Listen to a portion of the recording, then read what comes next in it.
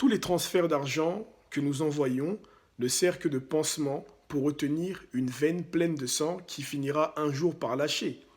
Un ami m'a dit, tu sais cette histoire d'Afrique? Les enfants que nous mettons au monde, en Europe, en France, etc., quand ils grandiront, ils arrêteront d'envoyer de l'argent en Afrique.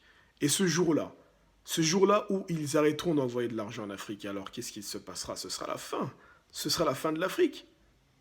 C'est une question que je pose. Alors, j'en appelle à tous les responsables politiques à réfléchir sur ce sujet. Ouvrez les portes du développement au continent africain. Ne laissez pas ce peuple mourir de faim, de soif et de froid de cette manière.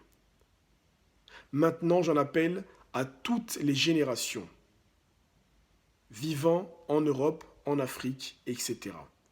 de se former dans les activités de leur choix, afin de soutenir l'Afrique et les Africains par des aides intellectuelles, financières, des conseils matériels, mais aussi financiers. Et si le problème avec l'Afrique, c'est toujours les moyens qui manquent,